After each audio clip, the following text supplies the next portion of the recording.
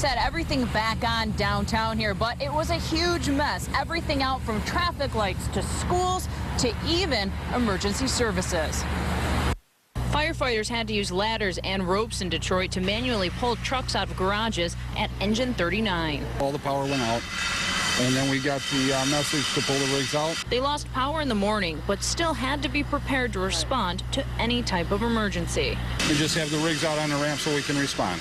Safety was also a concern at Wayne State University. Hallways went dark and students were evacuated after several buildings on campus lost power. Yeah, they evacuated the building because, for safety reasons. Everybody's going down the stairs and outside. Students and workers like Patrick Mason were told to go to lunch, come back by 2 p.m., and if the power wasn't back on by then, everyone should go home. Mason says this has happened before. Yes, it has, but not for a while. It's been a while. The problem persisted throughout the day, forcing Detroit Public Schools to dismiss classes an hour early at all schools after 24 of them lost power. Frustrated parents and grandparents hustled to pick up their children. I can understand it, but I don't expect it to happen too soon again. And as we mentioned, all lights are back on, and we're told power is restored to all those schools in the Detroit Public School System that lost it. But a spokesperson still telling us they will assess the situation tonight and look again very early tomorrow morning and notify parents if they need to keep kids home from school. Live in Detroit, Julie Bonovich, Channel 7 Action News. All right, thank you, Julie. And let's turn now to Kimberly Craig, who's in downtown Detroit, with what caused this power outage. Kim?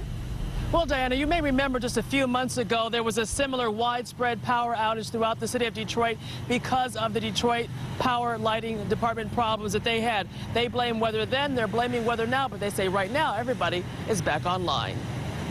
I'm confident that our guys really have a good solution this time. It's a temporary workaround to get the people back in the schools and get the Wayne State situation squared away, so I'm confident of that. Is this just a band on the problem today then at this point? No, I mean, look, the utilities around the country are out. You can see it right now. Detroit is no different. We're in a large urban city that has an older system, but no different than Chicago, no different than, New York or Philadelphia. We're very similar. Bad weather, that's what Chris Brown, Detroit's chief operating officer, says resulted in power outages at a couple dozen Detroit public schools, parts of Wayne State University, and City Airport today. The problem occurring at two of the city's public lighting substations with feeder lines going down.